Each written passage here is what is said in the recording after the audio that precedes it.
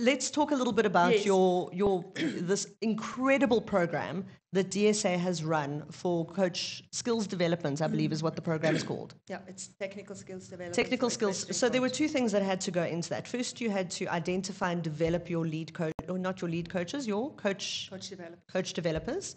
And then from there, you've developed this program through them. Do you want to tell us a bit about that? Okay, the coach developers were trained by FEI or through FEI courses over the past couple of years. And when I say past couple of years, it's probably almost 10 years. I was going to say, I think they came out. They yes. started many, many years ago, and there was 2 different groups that were developed.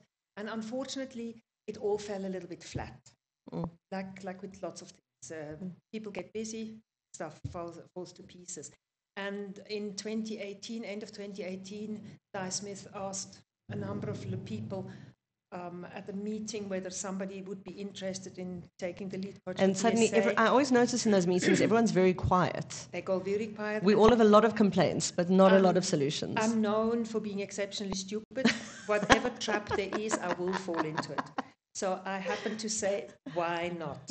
Free candy on the truck? Sure, great, Yes, great idea. Exactly. I didn't even get a T-shirt, and definitely no KFC, but I still voted for it. So. Good. And then the first thing that I thought, if I want to run the coaching within DSA, I need to check what structures are already in place. Who are the people that are already there? Because whatever we do, it's never about me. There is no I in team.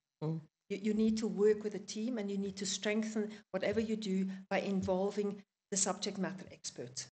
So then I decided the first step is to revive that coach developers group, and I brought them all back together and started working with them, did a refresher course with them.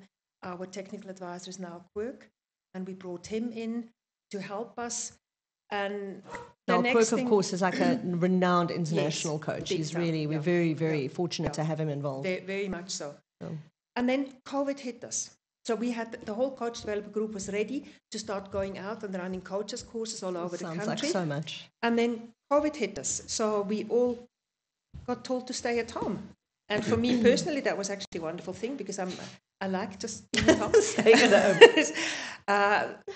But then some of my coach developer friends pushed me into a corner and said, you haven't done anything. And I had to say, yes, you're right. So I went back to the drawing board and said, okay, if we cannot go out there, what is the easiest way for us to reach out to the coaches and help them?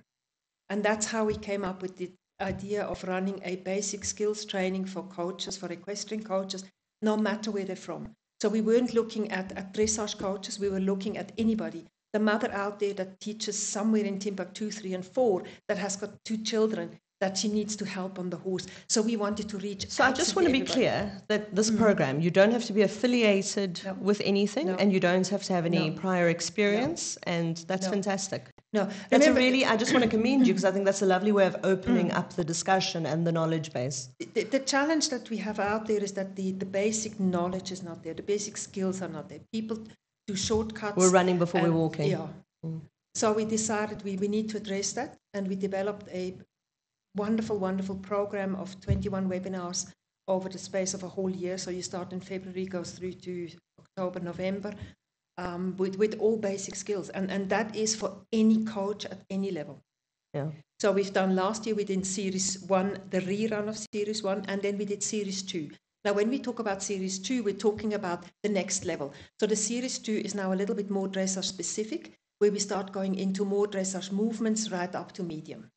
But we still have a lot of coaches that have joined us from all other disciplines. I actually have I think it's roughly about 60% is dressage, and the others are from all other disciplines. That's actually a lovely percentage. And it's amazing. And listen, if you want to have a horse who can move sideways and be responsive over 1.60 meters, you have to. It has to happen. You cannot ride a 1.20 meter course unless you can turn your horse upright. Well, I mean, you can, but it's not going to be nice, you know. And it's also for how long is your horse going to stay sound?